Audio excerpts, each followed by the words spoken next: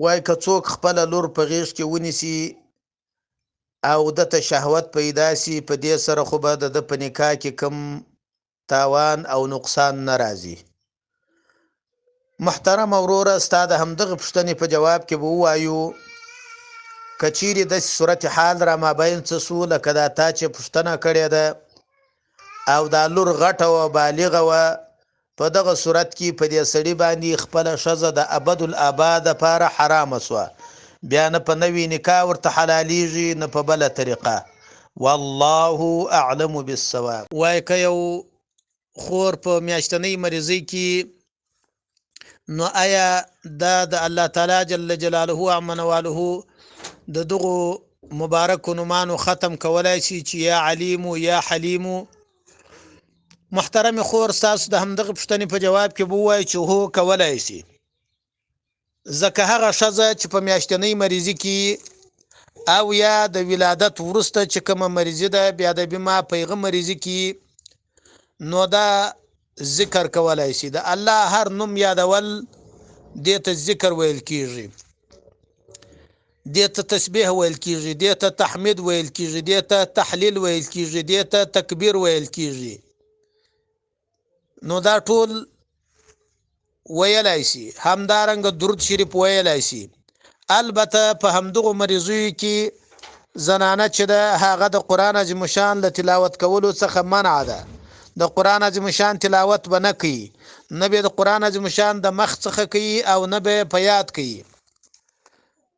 البته کوم آیاتونه چې په دعا باندې مشتمل دي، نو هغه آیاتونه د دعا په نیت ویلای شي، خو د تلاوت په نیت باندې نشي ویلای.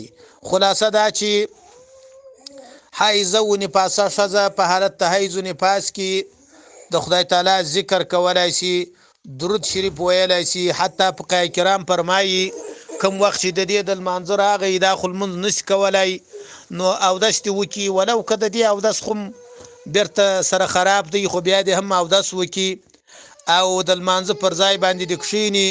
لکه څومره وخت کې چې دې لمونځ کاوه، په مثلا په 5 دقیقې کې 10 دقیقې کې دې لمونځ خلاصاوه، هغو نه اندازه دې د الله ذکر ووایي، سبحان الله، الحمدلله، الله اکبر، لا اله الا الله، دا دې ووایي. دا د دې دپاره یو خو به هغه وخت بې له عبادته تیر نشي، او بل به دا خدای مکړه په آینده کې بې لمانځه و بې دینه نه جوړېږي. ډېرې ښځې چې بې لمانځه و بې دینه سوي دي، کوم وخت چې دې ته میاشتني مریضي ورسي، په هغه وخت خدا د الله له طرفه معافي، خو چې هغه تېره شي هغسې عادت ورسره وي. نو فقهای کرام فرمایي چې دا د خپل عادت ژوندي کېدلو دپاره، د ساتلو دپاره، د دیندارۍ د پرځای کېدلو دپاره دغه وخت څخه په استفاده باندې دي. دا په همدغه مریضۍ کې 5 وخته چې د لمانځه وخت راځي، دا دې اودس وکړي او د لمانځه پر ځای دې کښېني. هغو نه وخت چې دی په لمانځه باندې تېراوه، هغه دې د الله په ذکر باندې تیر کړي، تر څو هغه وخت عبث تیر نشي، د ذکر ثواب الله ورته ورکړي او د دې هغه د عبادت و د لمانځه و د اوداسه عادت ختم نشي. والله اعلم بالصواب. وایي وظیفه کوم، تسبیحات وایم، خو کله کله د اړتیا د وجې په مابین کې خبرې وکم، نو آیا بیرته د سره شروع کم که ویلې مې صحیح دی؟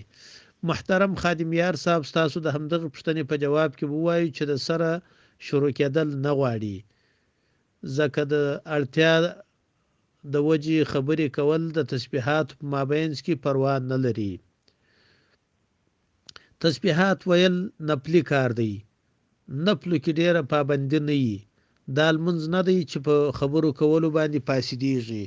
تسبیحات ویل او په مابینځ کې خبرې کول پروا نه لري. والله اعلم بالصواب.